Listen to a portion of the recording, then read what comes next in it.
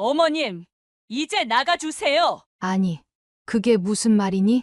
남편이 죽었으니 어머니랑 같이 살 이유가 없잖아요. 그러니까 이제 나가주세요. 내가 내 집에 있는데 나가라니. 그럴 수 없다. 내가 지금 여기서 나가면 뭘 어떻게 하겠니? 갈 수 있는 곳이 있는 것도 아니고 사업 때문에 돈을 다 빌려줘서 가진 돈도 없다. 고부 관계를 정리한다 해도 지금 당장 이렇게는 아니야. 김 여사님은 비굴하게 애원해 보기도 했습니다. 그러나 며느리의 마음은 바뀌지 않았습니다. 결국 김 여사님은 쫓겨나다시피 아들과 함께 살던 그 집에서 쫓겨났습니다. 아들의 장례가 끝난 지 24시간도 지나지 않은 때였습니다. 사연을 듣고 난 후 각자의 의견을 댓글로 남겨주시기 바랍니다. 사연자분에게 큰 힘이 될 수 있습니다. 각색될 수 있고 사연자분의 입장에서 구성될 수 있습니다. 김혜숙 여사님은 그저 그런 집안에서 태어나 그저 그렇게 살아왔습니다. 특별히 공부를 잘하는 것도 아니었고 눈에 띄는 아이도 아니었습니다. 마치 있는 듯 없는 듯 또래들이 김 여사님을 보면 늘 하는 말이 있었습니다. 걔가 여기 있었어. 그녀는 마치 그림자 같은 사람이었다고 할까요? 그렇다고 외롭다거나 서러운 건 아니었습니다. 오히려 좋았습니다. 그녀는 내성적인 성격을 가졌고 혼자 노는 것을 좋아해서 남들이 자신에게 관심을 갖지 않는 그런 상황이 더 마음에 들었습니다.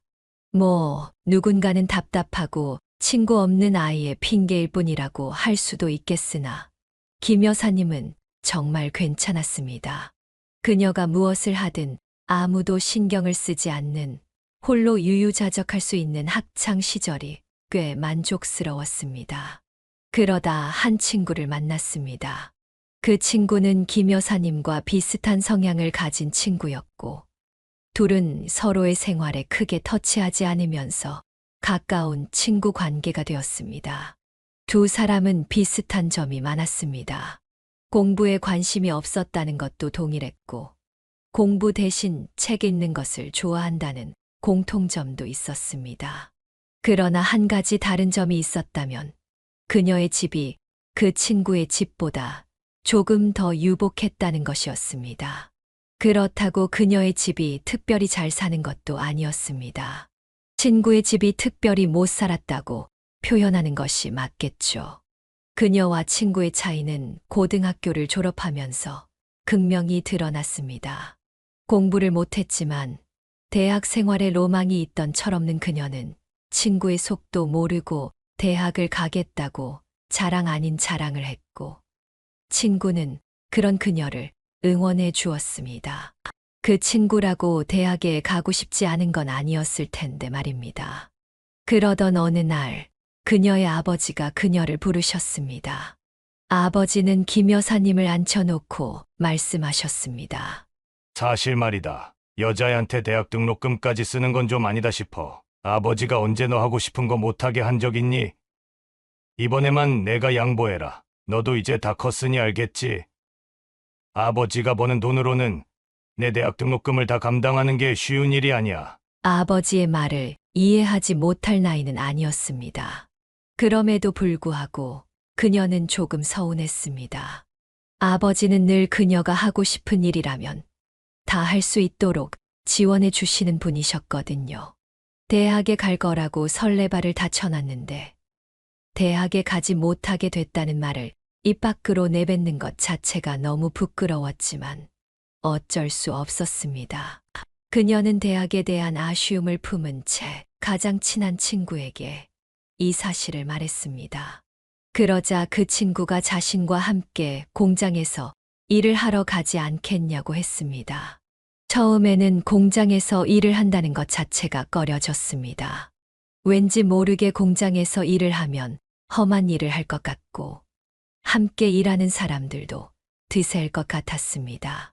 친구는 자신의 가정환경 때문에 어쩔 수 없이 공장으로 일을 하러 가야 한다고 했습니다. 친구에게는 선택지가 없는 것처럼 보였습니다.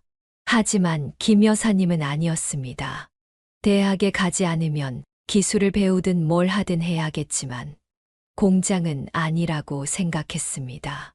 그렇게 친구의 말을 거절하고 자신의 할 일을 찾으려던 중 그녀의 아버지가 직장에서 잘렸다는 소식이 들려왔습니다. 평생을 바쳐 일하던 회사에서 한순간에 잘린 것이었습니다. 아버지는 한동안 시리에 빠진 상태로 지내셨습니다. 그럴 만도 했습니다. 과거에는 회사가 전부였던 어른들이 계셨으니까요. 특히 그녀의 아버지는 회사에 대한 충성도가 높은 분이셨습니다. 회사가 있기에 내가 있고, 내가 있기에 회사가 있다고 생각하는 분이셨습니다. 게다가 회사의 창립 멤버이기도 하셨다 보니 그 충격이 어마어마했겠죠. 아버지는 자신이 실직하게 된 상황을 두고 늘 억울하다고 말씀하셨습니다. 그녀는 그 이유가 무엇인지는 묻지 못했지만 아버지가 많이 힘들어 하셨고 결국 그 화를 참지 못하고 돌아가셨다는 것은 그녀가 알고 있는 변하지 않는 사실이었습니다. 아버지가 그렇게 허망하게 돌아가신 후 집안의 모든 대소사와 생계는 모두 어머니의 짐이 되었습니다. 아버지가 돌아가실 때 받은 적은 퇴직금은 아버지의 장례 비용과 남겨진 약간의 빚을 제하고 난이 없어졌습니다. 결국 그녀는 어머니와 동생을 위해 가고 싶지 않았던 공장에 가게 되었습니다. 친구는 이미 공장에서 일을 하고 있었기 때문에 친구 덕분에 공장에 쉽게 들어갈 수 있었습니다. 김 여사님은 친구와 함께 일을 하며 돈을 한 푼, 두 푼 모았고 그 돈을 집으로 붙였습니다.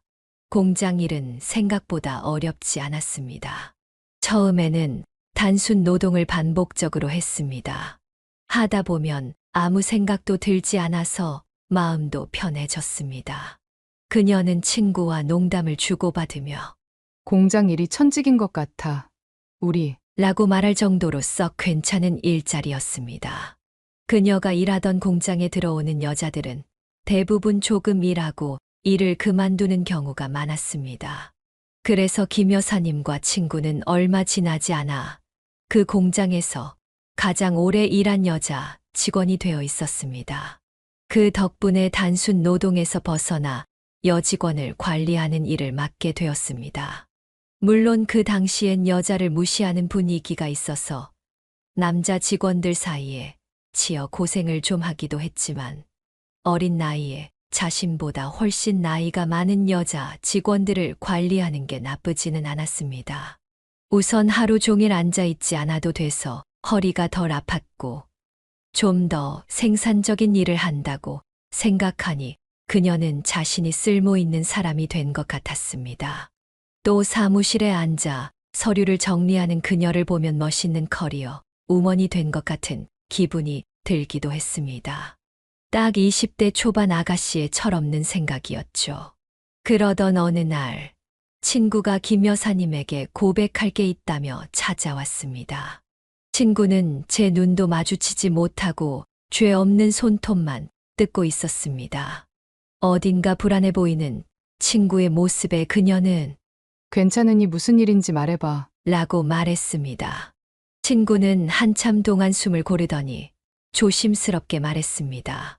사실, 나 임신했어. 김 여사님은 순간 얼어붙었습니다. 그 이유는 친구가 아직 미혼이었기 때문이었습니다. 게다가 만나는 사람이 있다는 얘기도 듣지 못했습니다. 친구는 그녀의 반응을 이해한다는 듯 말을 이었습니다. 사실 만나는 사람이 있었어. 그렇게 오래 만난 건 아니라서 너한테 아직 말 못했는데. 이렇게 갑자기 아이가 생겨버렸어. 친구는 서글픈 눈물을 뚝뚝 흘렸습니다. 어린 나이에 결혼도 하지 않은 처녀가 아이를 가졌으니 두려울 법도 했습니다. 김 여사님은 친구의 손을 잡고 그 남자에게로 향했습니다. 그녀는 고개를 뻣뻣이 쳐들고 말했습니다. 내 친구가 당신의 애를 가졌으니 책임지세요. 그 남자는 매우 당황한 듯 보였습니다. 그녀는 당당하게 말했지만 사실 속으로는 가슴을 졸이고 있었습니다. 저 사람이 친구를 책임지지 않는다고 하면 어떡하지? 이 애가 내 애인 줄 어떻게 아냐고 말하면 그때는 어떻게 해야 하지? 그녀는 속으로 걱정하며 초조해했습니다.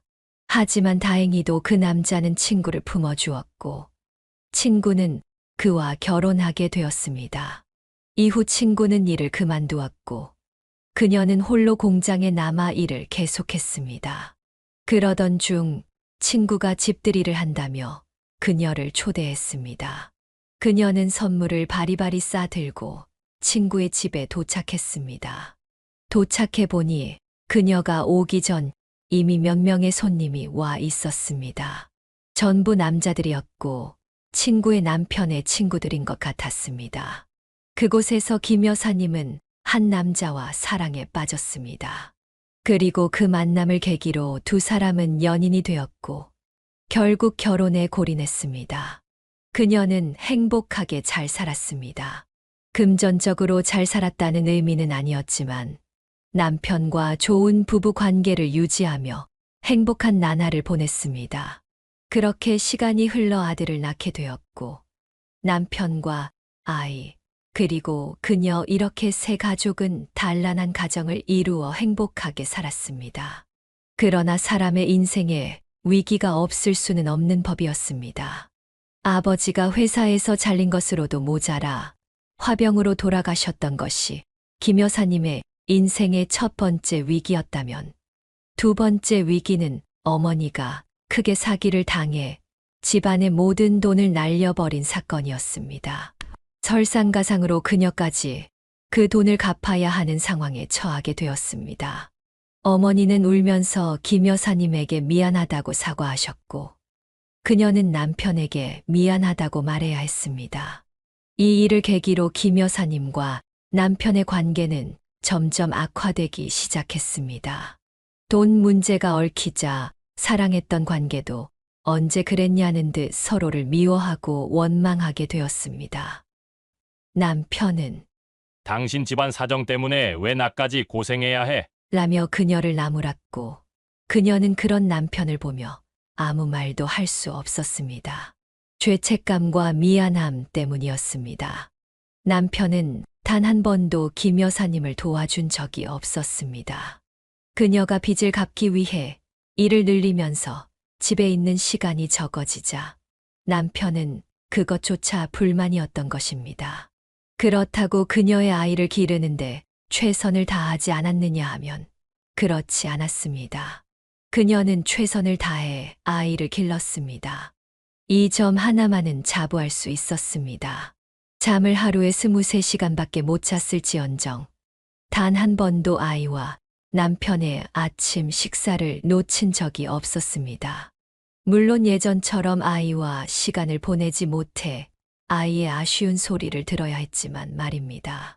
시간이 흐르면서 빚이 어느 정도 해결될 기미가 보일 무렵 집안에는 이상한 기운이 감돌기 시작했습니다. 남편의 귀가 시간이 점점 늦어졌고 주말이 되면 어디론가 사라지곤 했습니다. 김 여사님은 빚을 거의 다 갚았으니 주말이면 아이를 데리고 놀러 다니고 싶다고 생각했지만 남편이 밖으로 나도는 것이 서운한 마음이 들었습니다. 그 마음이 점점 화로 변해갔습니다. 남편을 향한 서운함이 쌓여가면서 그녀가 그 감정을 표현하면 남편은 그녀에게 크게 화를 내곤 했습니다. 남자가 자기 시간 좀 갖겠다는데 그거 하나 이해해 주지 못해. 그렇게 꽉 막혔어. 남편은 그녀를 비난하며 화를 냈습니다. 김 여사님은 빚만 해결되면 예전처럼 남편과 단란하게 살 수 있을 거라고 생각했지만 남편과의 관계는 점점 악화되기만 했습니다. 그렇게 시간이 흘렀고 두 사람은 같은 집에서 살아도 서로를 거들떠보지 않는 사이가 되었습니다. 남편은 가끔 그녀 옆을 지나가며 집에 있는 와이프가 이따위인데 집에 오고 싶겠어? 라는 말을 했고 김 여사님은 이 말에도 더 이상 충격을 받지 않았습니다. 그렇게 2년 정도의 시간이 흘렀을까요? 그녀는 믿고 싶지 않은 현실을 마주하게 되었습니다. 그 현실은 바로 남편의 외도 현장이었습니다. 아직도 그때의 충격이 눈에 선했습니다. 아무리 미워도 남편이었습니다. 아무리 대면대면하며 남보다 못한 관계로 살았어도 김 여사님에게는 남편이 세상에서 의지할 수 있는 유일한 사람이었습니다. 그런데 그 사람이 부부간의 신의를 저버리고 외도를 저질렀다는 사실에 김 여사님은 배신감과 충격의 말을 잃었습니다. 그녀를 더욱 패닉에 빠뜨린 것은 남편의 반응이었습니다. 그녀는 남편이 당황해서 어떤 변명이라도 할 줄 알았지만 남편은 오히려 이때다 싶었는지 그녀에게 이혼을 요구했습니다. 이 꼴을 봤으니 너도 나랑 못 살겠지? 아니, 이혼해 줄 테니까 이혼하자. 됐지? 남편의 말에 그녀는 폐인이 되어 갔습니다. 내가 누구 좋으라고 이혼을 하냐? 며 이혼해 주지 않겠다고 버티는 김 여사님과 불륜녀의 집에서 거주하며 매일같이 찾아와 이혼 서류를 들이미는 남편 사이에서 고통받는 것은 바로 그녀의 아이였습니다. 그날도 남편이 이혼 서류를 눈앞에 펄럭이며 들이대자 김 여사님은 참지 못하고 남편과 한바탕 싸움을 벌였습니다. 결국 그녀는 남편을 밖으로 쫓아내듯 내보내고 현관문 앞에 주저앉아 한숨을 푹 내쉬었습니다. 그때 아이가 그녀의 눈치를 보며 조심스럽게 다가와 폭 안기더니 김 여사님을 위로하려는 듯 했습니다. 그 순간 김 여사님의 마음속에는 수많은 감정이 교차했습니다. 내가 대체 무슨 짓을 한 건가? 내 마음 좀 편하자고, 욕심 좀 내자고, 내 아이를 벼랑 끝으로 내몰았구나. 그녀는 깊이 후회했습니다. 그래서 다음 날 그녀는 바로 이혼 서류에 도장을 찍었습니다. 물론 그게 전부는 아니었습니다. 당시에는 상간녀 소송이 가능했기 때문에 김 여사님은 할 수 있는 모든 법적 조치를 다 하고 나서야 이혼했습니다. 그렇게 하고도 남편은 다른 여자와 죽고 못 사는 사이가 되었습니다. 제 버릇에 못 준다고 그 여자가 바람을 피워 남편과 똑같은 방식으로 이혼을 하게 된 건 꽤 시간이 흐른 뒤의 일이었습니다. 그 시절 여자 혼자 아이를 키우는 게 결코 쉬운 일이 아니었습니다. 아이가 커가면서 돈이 들어갈 일이 많아졌고 일을 늘려야 했던 김 여사님은 아이를 맡겨야 하는 시간이 늘어났습니다. 하지만 그런 곳을 찾는 것도 쉽지 않았습니다.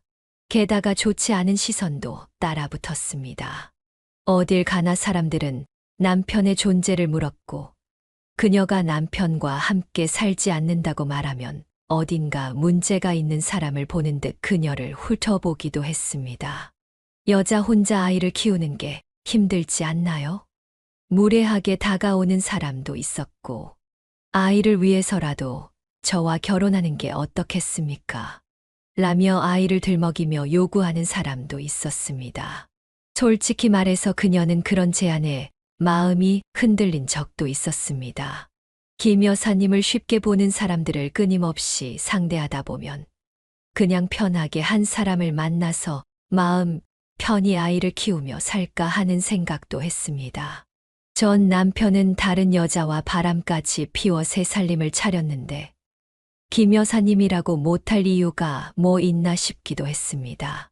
그러나 그녀는 이것이 아이에게 부끄러운 일이 될 것처럼 느껴졌습니다. 어떤 이유든 아이는 자신을 낳아준 아버지와 헤어지게 되었는데 김 여사님의 욕심 때문에 힘들다는 이유로 생판남인 사람을 아버지로 여기며 살게 하고 싶지는 않았습니다. 정말 좋은 사람을 만날 수도 있겠지만 만약 그 사람이 아이를 친자식처럼 대해주지 않는다면 그건 정말 상상도 하기 싫었습니다. 김 여사님에게 아들은 인생의 전부였습니다. 김 여사님은 아주 사소한 결정도 아들을 염두에 두고 내렸고 사람에게 싫은 소리 한마디 못하는 그녀가 아들의 일이라면 눈에 불을 켜고 나섰습니다. 그렇게 한 해, 두 해가 지나고 김 여사님의 아이가 중학생이 되었을 때였습니다. 아들은 일찍 철이 들어서 그런지 속 썩이는 일 하나 없이 잘 자랐습니다. 흔히 말하는 엄친아였죠. 어른들에게 예의 바르고 자신이 할 일은 열심히 하는 그런 아들이었습니다. 그런데 김 여사님의 인생에 또 한 번의 비극이 찾아왔습니다. 오랫동안 몸담고 일하던 공장에서 사건이 터졌고, 그로 인해 밤늦게까지 야근을 해야 하는 날이 있었습니다. 모든 직원이 퇴근한 늦은 시간까지 일을 마치고 퇴근을 하려는데, 공장 한가운데서 미세하게 기계 돌아가는 소리가 들렸습니다. 김 여사님은 소리가 나는 쪽으로 갔고, 아니나 다를까 기계가 돌아가고 있었습니다. 가끔 기계를 끄지 않고 퇴근하는 직원들 때문에 사장님에게 꾸중을 들은 적이 여러 번 있었던 김 여사님은 약간 짜증스러운 마음으로 기계 쪽으로 다가갔습니다. 기계를 켜고 끄는 일은 그녀에게 아무것도 아니었기에 능숙하게 기계의 전원을 끄려 했습니다. 그러나 이상하게도 기계의 전원이 꺼지지 않았습니다. 어딘가 고장이 난 듯 보였습니다. 김 여사님은 기계를 이리저리 살펴보던 중 어느 부분을 턱하고 만졌습니다. 그때 기계가 덜컥 소리를 내더니 갑자기 빠른 속도로 돌아가기 시작했습니다. 무언가에 걸려 있던 것이 빠지면서 기계가 움직이기 시작한 것입니다. 사고는 순식간에 일어났습니다. 김 여사님의 손이 기계 안으로 빨려 들어갔고, 그녀는 비명을 지르며 그 자리에 주저앉았습니다. 이미 그녀의 손은 절단되어 있었고, 통증이 느껴지기도 전에 잘려나간 손을 보고 김 여사님은 쇼크로 기절해버렸습니다. 눈을 떴을 때는 병원이었습니다. 공장을 순찰 돌던 경비원이 비명 소리를 듣고 달려와 쓰러진 김 여사님을 발견하고 병원으로 옮긴 것이었습니다. 이미 모든 처치는 끝나 있었고, 김 여사님의 손은 있어야 할 자리에 없었습니다. 오른손의 손목 아래가 휑하게 비어 있었습니다. 의사는 말했습니다.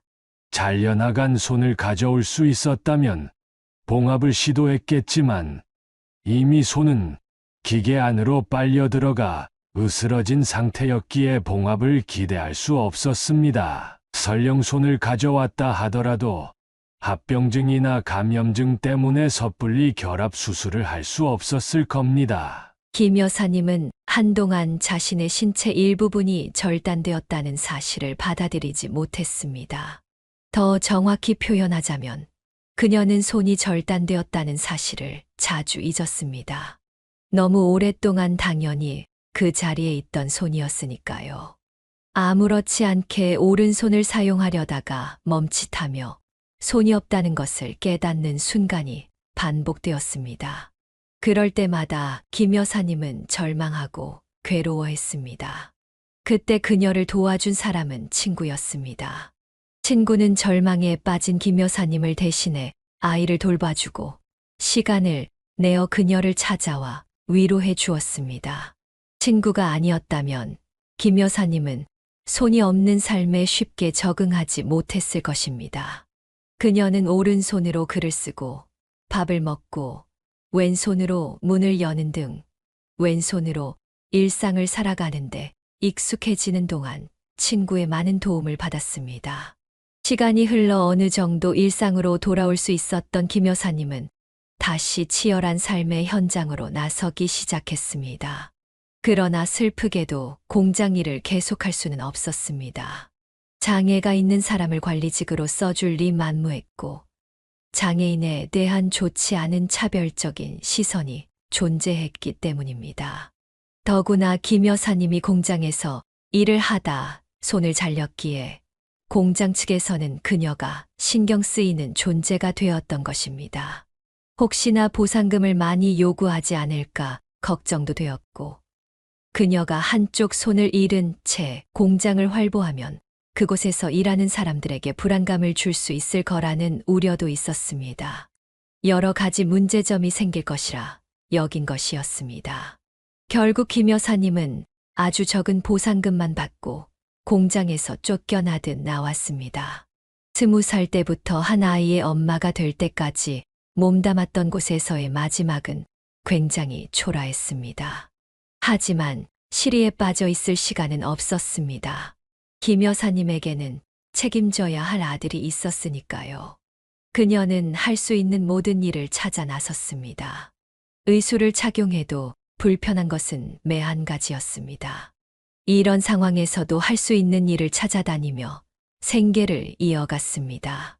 가끔 어린아이들이 김 여사님의 손을 보고 징그럽다며 울고 동정 어린 시선과 무시를 당할 때마다 그녀는 자신의 처지를 비관하기도 했습니다. 하지만 이런 일들을 겪다 보니 그녀의 마음은 단단해졌습니다. 김 여사님은 자신이 살아남기 위해 또 아들이 어디서든 기죽지 않도록 하기 위해 강해지기로 마음먹었습니다. 그렇게 아들은 점점 성장해갔고 건강한 청년으로 자라났습니다. 김 여사님을 닮아서 그런지 공부머리는 별로 없었지만 일머리는 좋은 아이였습니다. 아들은 중학생 때부터 간단한 아르바이트를 시작했고 성인이 되자마자 회사에 입사했습니다. 고등학교 졸업생임에도 불구하고 회사에 들어갈 수 있었던 이유는 학교에 다니는 동안 틈틈이 자격증 공부를 했기 때문이었습니다. 자기 인생을 스스로 개척해 나가는 아들을 보니 그동안 치열하게 살아온 과거가 보상받는 기분이 들며 김 여사님은 참 뿌듯했습니다. 아들이 성인이 되자 김 여사님은 언젠가는 아들을 떠나보낼 준비를 해야 한다고 생각했습니다. 그날이 찾아오기를 기대하고 있었습니다. 하지만 김 여사님이 예상했던 방식으로 아들을 떠나보내려 한 적은 단 한 번도 없었습니다. 아들이 군대를 다녀온 지 얼마 되지 않았을 때였습니다. 아들이 여자친구를 소개해 주겠다고 했습니다. 여자친구가 있다는 말조차 한 번도 듣지 못했던 김 여사님은 기쁜 마음으로 아들이 소개해 준다는 여자를 만나려 설레며 기다렸습니다. 약속 날짜 당일 아들의 여자친구는 단정한 모습으로 인사를 건넸습니다. 아들의 말처럼 참하고 조신해 보이는 아가씨였습니다. 김 여사님은 상다리가 부러지게 음식을 차려 대접하고 궁금한 것을 이것저것 물어보았습니다. 둘은 동네에 있는 다방에서 만났다고 했습니다.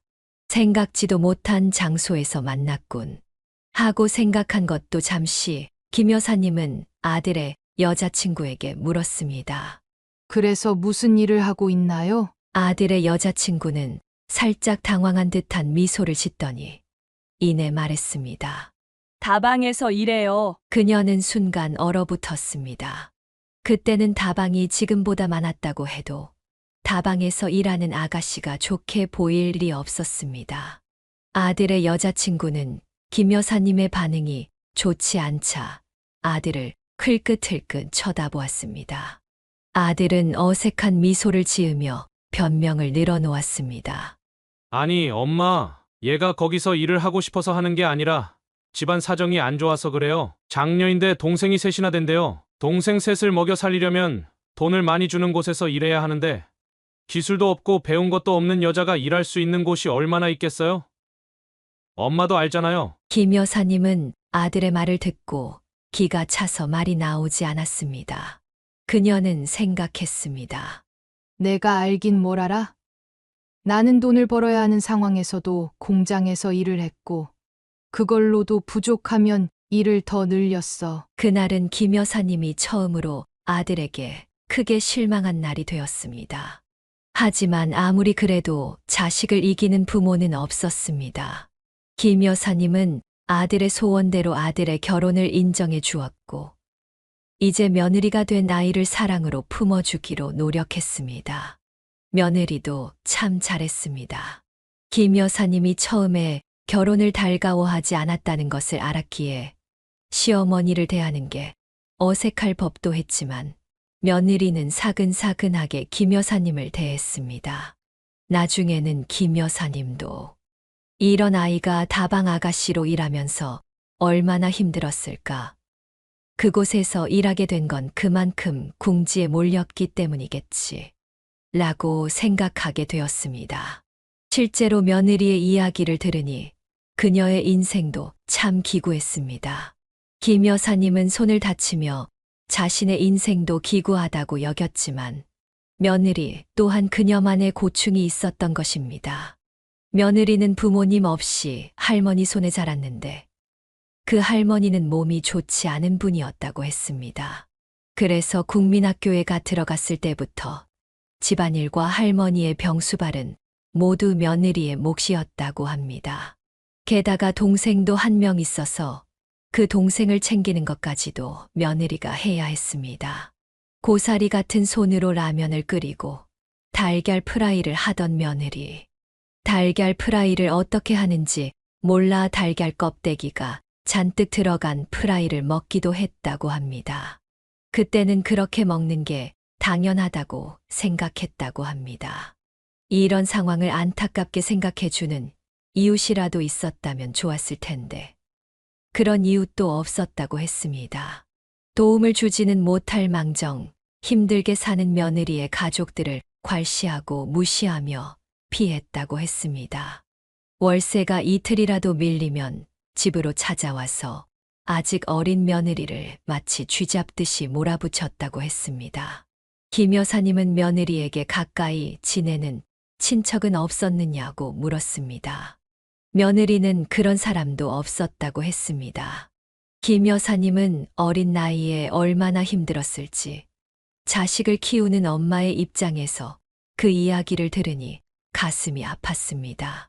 아들을 통해 힘들게 살아왔다는 이야기는 들었지만 이 정도일 줄은 꿈에도 몰랐던 것입니다. 며느리의 기구한 인생은 여기서 끝이 아니었습니다. 며느리의 어머니는 그녀를 할머니에게 맡기고 도망쳤다고 했습니다. 며느리가 아주 어릴 때라 정확한 이유는 알지 못했지만 그녀의 어머니가 남자가 생겨서 새 출발을 하기 위해 떠난 것 같다고 했습니다. 할머니는 항상 그녀의 어머니를 두고 남자의 미친 못된 년이라며 욕했다고 합니다. 그러던 중 며느리가 5살이 되었을 때 아주 오랜만에 그녀의 어머니가 집으로 돌아왔다고 했습니다. 며느리는 어릴 때 할머니에게 맡겨졌지만 피는 물보다 진했는지 어머니를 보자마자 저 사람이 내 어머니구나 하고 바로 알았고 이제 어머니와 함께 살 수 있다는 생각에 매우 기뻐했다고 했습니다. 오랜만에 집으로 돌아온 어머니의 손에는 과자 같은 맛있는 먹을거리가 들려 있었습니다. 과자는커녕 작은 사탕도 먹을 수 없었던 며느리는 그 순간이 인생에서 처음 경험해본 행복한 순간이었다고 했습니다. 그런데 며느리 어머니의 손에 들려 있던 것은 간식거리만이 아니었습니다. 어머니의 등에 어린아이가 꿈틀거리며 엎여 있었습니다. 돌도 지나지 않은 어린아이였는데 그때는 그저 마냥 좋았다고 했습니다. 어머니가 돌아왔고 예쁜 동생까지 생겼으니까요. 같이 노는 친구들 중에 동생이 있는 아이들을 항상 부러워했는데 자신에게도 동생이 생겼다는 사실이 무척 기뻤다고 했습니다. 하지만 그 행복은 오래 가지 않았습니다. 어머니는 다시 돌아온 지 이틀 만에 다시 집을 나갔습니다. 이번엔 돌도 지나지 않은 아이를 두고 떠난 것이었습니다. 그때부터 할머니는 평소보다 더 오랜 시간 동안 밖에서 야채를 팔아야 했습니다. 굳은 날씨에도 나가서 야채를 팔다 보니 당연히 몸 상태는 점점 나빠졌고 며느리는 어린 동생의 뒤치다꺼리를 하느라 놀지도 못하고 집에 붙어 할머니만을 기다렸다고 했습니다. 며느리는 김 여사님에게 물었습니다. 5살배기 어린아이가 돌도 안 된 아이의 기저귀를 갈고 분유를 타 먹이는 일이 가능할 것 같나요? 김 여사님은 아무 대답도 하지 못했습니다. 불가능할 거라고 생각했던 일을 며느리는 겪어온 것이었으니까요. 이 말을 하는 며느리의 표정을 보는데 김 여사님은 얼마나 안타깝던지 며느리의 과거를 모르고 무작정 결혼을 반대하고 그녀가 그런 일을 할 수밖에 없었나라고 생각했던 자신의 모습이 부끄러워졌습니다. 사람에게는 각자의 사정이 있는 법인데 그 사정을 알아주려는 노력도 없이 내 기준으로만 판단했구나. 김 여사님은 눈물을 흘리며 며느리를 안아주었습니다. 며느리는 감격한 듯 김 여사님의 품 안에서 한동안 흐느꼈습니다. 겨우 진정한 며느리는 김 여사님이 묻지도 않았는데 먼저 왜 다방에서 일을 하게 되었는지 말하기 시작했습니다. 제가 다방에서 일을 했다고 해서 부끄러운 일은 절대 하지 않았어요. 김 여사님은 며느리와 함께 살면서 그녀를 알게 되었기에 그 말을 믿을 수 있었습니다. 김 여사님은 조용히 물었습니다. 어쩌다 거기서 일을 하게 된 거니? 며느리는 고개를 떨구고 힘없는 목소리로 대답했습니다. 동생이 많이 아팠어요. 순간 김 여사님의 머릿속에 어떤 생각이 스치고 지나갔습니다. 며느리에게 동생이 있다고 들었지만 김 여사님은 그 동생을 한 번도 본 적이 없었습니다. 할머니는 원래 몸이 좋지 않아서 며느리가 고등학생일 때 돌아가셨다는 이야기는 들었지만 동생 이야기는 듣지 못했습니다. 김 여사님은 조심스럽게 물었습니다. 그럼 혹시 동생은? 며느리의 눈에서 다시 눈물이 맺혔고 그녀는 떨리는 목소리로 말했습니다. 동생이 어느 날 심장을 부여잡고 쓰러졌어요. 심장에 문제가 생긴 거였죠. 동생은 공부를 잘해서 대학까지 보내주고 싶었고 하고 싶은 일을 하게 해주려고 최선을 다했는데 심장에 문제가 생기니 그동안 해왔던 공부는 말짱 도루묵이 되었고 동생의 생명마저도 보장할 수 없는 상황이 되어버렸어요. 며느리가 다방에서 일하게 된 이유는 동생의 병원비를 마련하기 위해서였습니다. 당장 수술을 해야 했는데 모아둔 돈은 턱없이 부족했고 변변한 직업도 없었던 며느리에게 돈을 빌려주는 곳은 없었습니다. 그러던 중 아주 우연히 그녀가 일하던 다방의 사장님을 알게 되었습니다. 그 사장님이 며느리에게 말했습니다. 내가 돈을 빌려줄 테니 그 돈을 갚는 동안 우리 다방에서 일해. 그래서 며느리는 다방에서 일을 하게 되었습니다. 그러나 수술을 했음에도 불구하고 동생의 상태는 호전되지 않았습니다. 수술 직후에는 잠깐 나아지는 듯 했으나 얼마 지나지 않아 병이 급격히 악화되었습니다. 며느리는 손쓸 도리가 없었다고 했습니다. 저는 동생의 임종도 지키지 못했어요. 병원에서 연락을 받고 미친 듯이 뛰어갔는데 동생은 저를 기다려 주지 않았어요. 이미 돈은 빌린 상태였고 그 돈을 다 갚을 때까지 다방에서 일할 수밖에 없었어요. 제가 먼저 그곳에서 일하기를 바랐던 적은 단 한 번도 없어요. 며느리에게 다방은 벼랑 끝에서 잡은 뿌리 깊은 잡초와도 같았습니다.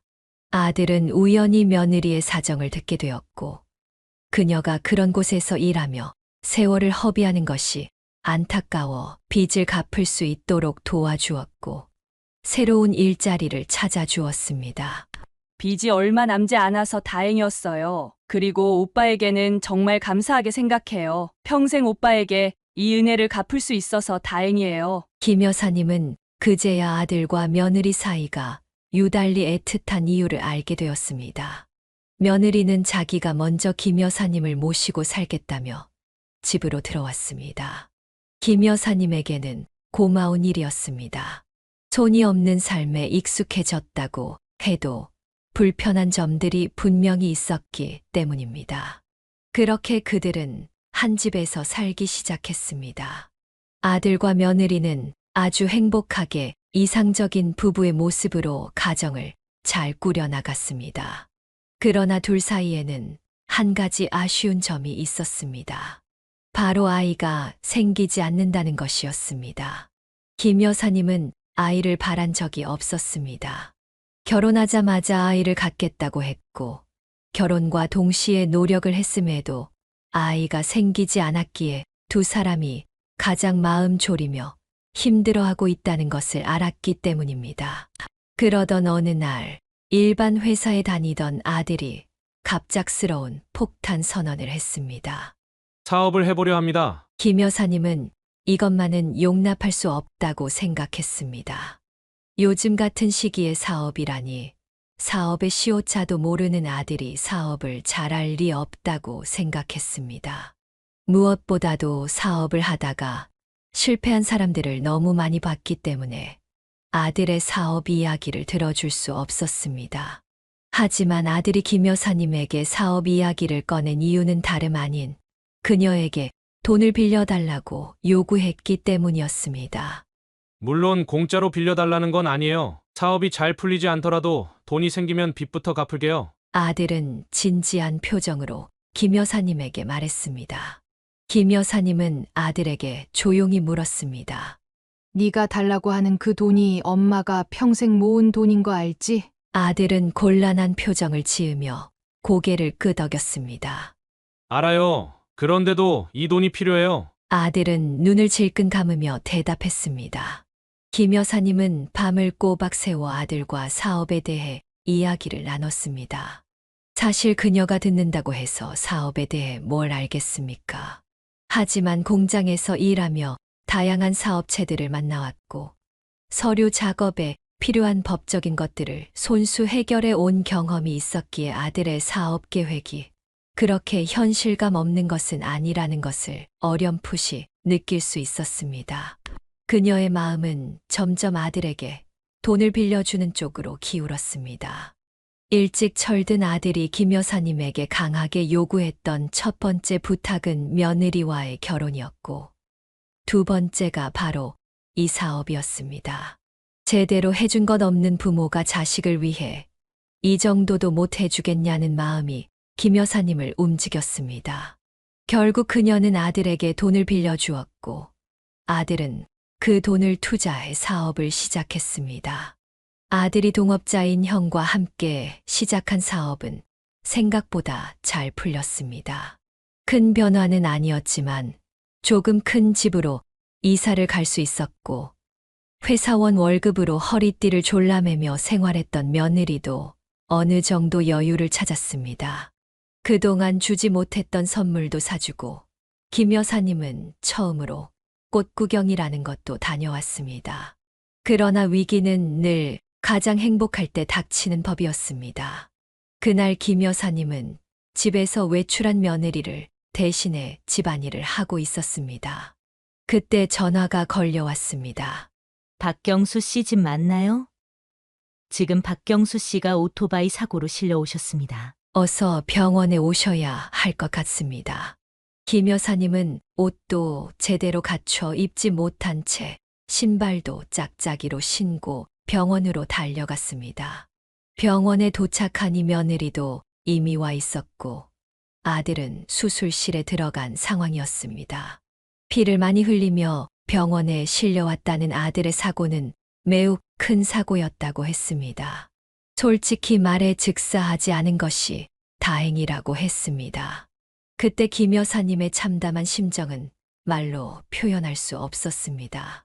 아들은 오랜 수술 끝에 수술실에서 나왔고 중환자실로 옮겨졌습니다. 의사는 수술 경과를 장담할 수 없다고 했습니다. 겉으로 보이는 것보다 부상의 정도가 매우 심각하다고 했습니다. 김 여사님과 며느리는 눈물을 흘리며 중환자실 앞에서 기다렸습니다. 그러나 결국 아들은 눈을 뜨지 못했고 그곳에서 생을 마감하고 말았습니다. 허망하게 아들을 잃은 김 여사님의 마음은 차마 말로 표현할 수 없었습니다. 그러나 그녀에게 닥친 비극은 여기서 끝나지 않았습니다. 아들의 장례를 마치고 며느리와 집으로 돌아간 뒤 김 여사님은 잠도 제대로 자지 못하고 밤을 지새웠습니다. 그러다 깜빡 잠에 들었는데 동틀 무렵 뭔가 부스럭거리는 소리가 들렸습니다. 인기척이 느껴져 눈을 떴을 때는 해가 완전히 뜨지도 않은 새벽이었습니다. 며느리가 집에서 부산스럽게 무언가를 하고 있었습니다. 김 여사님은 조용히 몸을 일으켜 며느리에게 다가가 물었습니다. 아가, 뭐하니? 그리 멀리 떨어져 있지도 않았고 목소리도 크지 않았지만 며느리는 대답 없이 자기 할 일을 계속했습니다. 김 여사님이 가까이 다가가 자세히 보니 며느리는 큰 가방에 짐을 담고 있었습니다. 김 여사님은 다시 물었습니다. 얘 지금 뭐 하냐고. 그 순간 며느리가 가방에 지퍼를 닫고 몸을 곧게 세우며 김 여사님을 바라보았습니다. 김 여사님은 순간 온몸이 얼어붙는 것을 느꼈습니다. 며느리의 눈은 지금까지 그녀가 보아왔던 눈이 아니었습니다. 며느리는 처음 보는 사람처럼 차가운 눈빛으로 말했습니다. 어머님, 이제 나가주세요. 김 여사님은 당황해서 되물었습니다. 아니, 그게 무슨 말이니? 김 여사님이 못 들은 것이 아니라 도무지 무슨 말을 하는지 이해할 수 없었습니다. 며느리는 쐐기를 박듯 다시 말했습니다. 남편이 죽었으니 어머니랑 같이 살 이유가 없잖아요. 그러니까 이제 나가주세요. 김 여사님은 자신의 집에서 나가라는 말을 듣고 충격에 빠졌습니다. 내가 내 집에 있는데 나가라니. 그럴 수 없다. 김 여사님은 말했습니다. 그리고 한순간에 며느리와 시어머니의 사이가 남이 될 수는 없다고 덧붙였습니다. 그러나 며느리는 이미 마음을 정한 듯 보였습니다. 김 여사님은 화도 내보고 타일러도 보았습니다. 내가 지금 여기서 나가면 뭘 어떻게 하겠니? 갈 수 있는 곳이 있는 것도 아니고 사업 때문에 돈을 다 빌려줘서 가진 돈도 없다. 고부관계를 정리한다 해도 지금 당장 이렇게는 아니야. 김 여사님은 비굴하게 애원해 보기도 했습니다. 그러나 며느리의 마음은 바뀌지 않았습니다. 결국 김 여사님은 쫓겨나다시피 아들과 함께 살던 그 집에서 쫓겨났습니다. 아들의 장례가 끝난 지 24시간도 지나지 않은 때였습니다. 무일푼으로 거리로 나선 김 여사님은 어디로 갈지 막막했습니다. 일도 쉬고 있었으니 갈 곳이 더더욱 없었습니다. 결국 김 여사님은 가장 친한 친구의 집으로 향했고 친구가 사는 주택 구석에 있는 쪽방에 몸을 의탁하게 되었습니다. 그러나 친구의 남편은 김 여사님을 불편해했습니다. 친구의 남편을 통해 김 여사님이 전 남편을 만났고 둘은 좋지 않게 이혼을 했기 때문이었습니다. 김 여사님은 눈치가 보여 친구의 남편과 마주치지 않기 위해 건물 밖에 있는 화장실에 가는 것도 참았습니다. 그 방은 난방도 제대로 되지 않아 냉골 같았습니다. 이불을 몇 겹이나 깔아도 바닥은 늘 차가웠습니다. 조금만 추워지면 김 여사님은 기침에 시달리며 지냈습니다. 친구가 도움을 주려고 했지만 그것도 현실적으로 한계가 있었습니다. 처음에는 빨리 나가라는 눈치를 주던 친구의 남편이 나중에는 대놓고 나가라고 말할 정도였습니다. 김 여사님도 눈치가 보여 더 이상 머물 수 없었습니다. 친구네 집에서 나오는 대로 근처 허름한 고시원을 전전했습니다. 수중에 있는 돈을 모두 털어 고시원에서 지내게 됐습니다. 그리고 일자리를 찾기로 결심했습니다. 처음에는 자신이 있었습니다. 몸이 불편해도 일을 안 해온 건 아니니까 어쨌든 할 수 있는 일이 있을 것이라고 생각했습니다. 그러나 도무지 일자리가 구해지지 않았습니다. 그래서 일용직 일자리처럼 그날 인력사무소에 나가서 할 수 있는 일을 찾았습니다. 가정부부터 청소까지 손이 없다는 것을 알면 한 손만으로 무슨 일을 하겠어요? 라며 일을 못하게 하는 경우가 대부분이었습니다. 운이 좋으면 김 여사님을 측은히 여겨 일을 맡기는 사람도 있었습니다. 매일같이 일을 하지 못하다 보니 생활이 나아질 리 없었습니다. 하루 벌어 하루 사는 삶의 연속이었습니다. 김 여사님을 힘들게 한 것에는 여러 가지 이유가 있었습니다. 첫 번째는 언제라도 자신을 찾아올 것 같은 아들의 죽음이었고, 두 번째는 며느리에 관한 것이었습니다. 사실 며느리가 김 여사님을 쫓아냈을 때부터 그녀와의 모든 관계는 끊어졌다는 걸 알고 있었습니다. 며느리에게 쫓겨났다는 사실만으로도 충분히 충격적이었지만 더 충격적이었던 것은 며느리가 김 여사님에게 했던 모든 과거 이야기가 거짓이었다는 사실이었습니다. 며느리는 불우한 어린 시절을 보낸 적도 없고 다방 아가씨로 일하게 된 것도 본인이 원해서였습니다. 돈을 쉽게 벌 수 있다는 말에 혹해서 다방 아가씨가 되었고 다방에서 일하면서 씀씀이가 커지자 쉽게 돈을 벌 수 있는 다방 일을 그만두지 못한 것이었습니다. 이 사실을 알고 김 여사님은 큰 충격을 받았습니다. 그날 이후 김 여사님은 며느리를 찾아갔습니다. 그녀에게 사실이냐고 물었습니다. 며느리는 김 여사님을 앞에 두고 거슬리는 파리 보듯 하며 대답했습니다. 그래서요? 어차피 남인데 그걸 따져서 뭐해요? 김 여사님은 기가 찼습니다. 이런 사실을 알지 못한 채 깜빡 속아 결혼한 자신의 아들이 그런 여자를 아내로 삼아 잘 살아보겠다고 목숨을 걸고 일하던 자신의 아들이 너무 불쌍해 견딜 수 없었습니다. 며느리는 한 걸음 더 나아가 말했습니다. 어머님도 새 출발하셔야죠. 저는 남편 잘 만나서 잘 먹고 잘 사는 게 꿈이었어요. 그런데 남편이 갑자기 가버렸으니 얼마나 곤란한지 아세요? 저도 새 출발해서 좋은 남자 만나서 잘 살 거니까 어머님은 이제 그만 제 인생에서 사라져 주세요. 며느리는 김 여사님을 밀어냈습니다. 몇 년 동안 살을 부대끼며 어머님, 새아가 하며 지냈는데 아주 다른 사람처럼 한순간에 태도를 바꿨습니다. 김 여사님은 집으로 돌아와서도 일도 가지 못한 채 멍하니 시간을 보냈습니다. 찬장에 라면이 떨어지면 겨우 나가서 일을 하고 번 돈으로 라면을 샀습니다. 또 그 라면을 다 먹을 때까지는 아무것도 하지 않다가 라면이 떨어지면 나가서 일을 하고 이런 생활을 반복하고 있었습니다.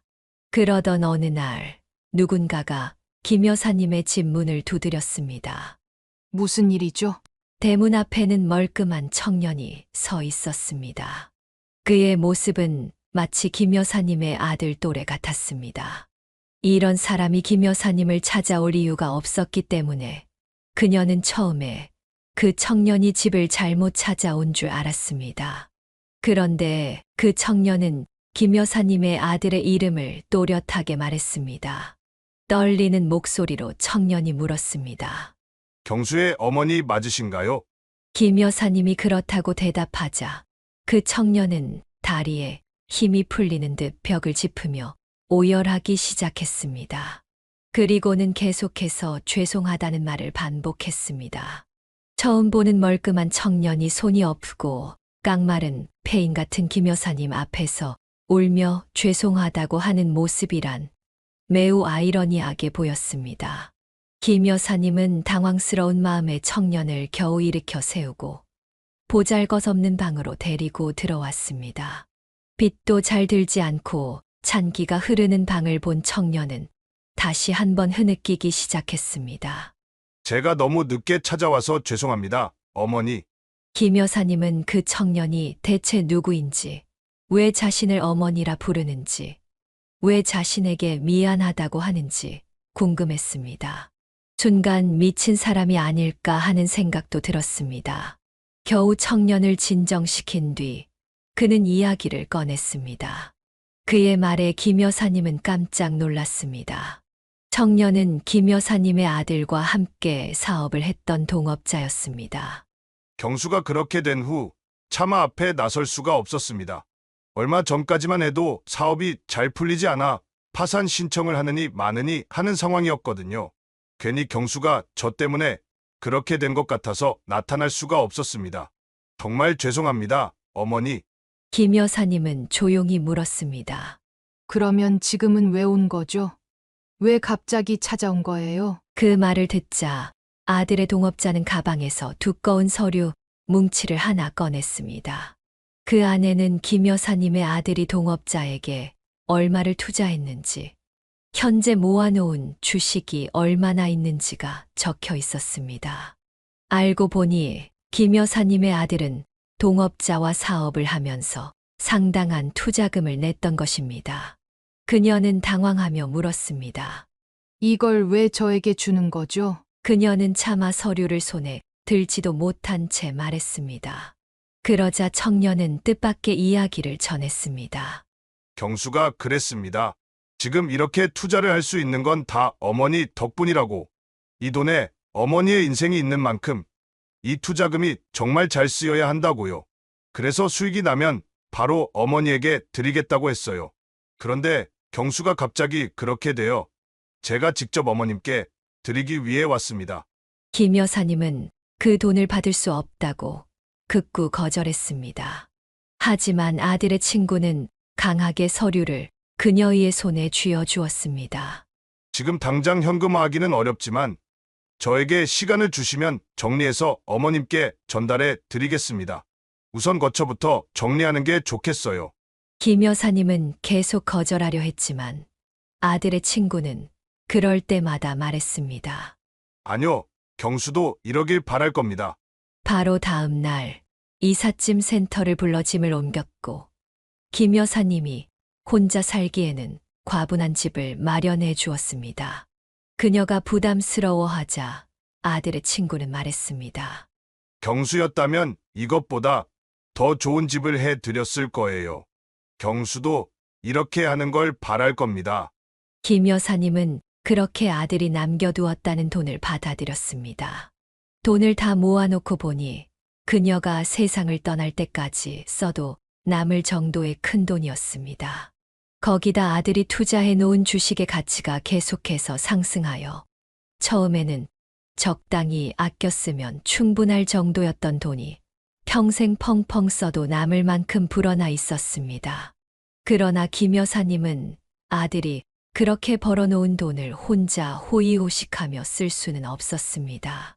그녀가 그 돈으로 자신처럼 장애가 있는 사람들을 돕고 한부모 가정에서 자라는 아이들을 지원하기 시작했습니다. 어릴 때 배우지 못한 것을 한스러워하던 김 여사님은 충분한 배움의 기회를 가지지 못한 중년 여성들의 학비를 지원하기도 했습니다. 아주 크게 하는 일은 아니지만 그녀의 손길이 닿을 수 있는 곳에는 최대한 도움을 주려 했습니다. 그녀를 배신하고 쫓아냈던 전 며느리는 새 출발을 한다며 만난 남자에게 사기를 당해 길바닥에 나앉는 신세가 되었다고 들었습니다. 아들이 남겨놓았던 전세금까지 모두 털리고 자신의 명의로 빚까지 졌다고 했습니다. 소위 말하는 제비에게 딱 걸려버린 것이었습니다. 김 여사님은 그 소식을 듣고 속이 시원한 결말이라고 생각했습니다. 그녀는 앞으로도 자신과 비슷한 처지에 놓인 어려운 사람들을 돕고 남은 인생을 의미 있게 살아갈 예정이었습니다. 아들이 남겨준 선물을 좋은 뜻이 있는 곳에 사용하는 것이 먼저 하늘로 떠난 아들을 위하는 일이라고 생각했습니다. 여기까지가 김혜숙 여사님의 사연입니다. 김 여사님이 복을 받은 것 같아 정말 다행입니다. 사연을 듣고 댓글로 의견을 남겨주시기 바랍니다. 사소한 의견일지라도 사연자분에게는 큰 힘이 됩니다. 노골적인 악성 댓글은 사연자분에게 상처가 될 수 있으니 삼가주시기 바랍니다.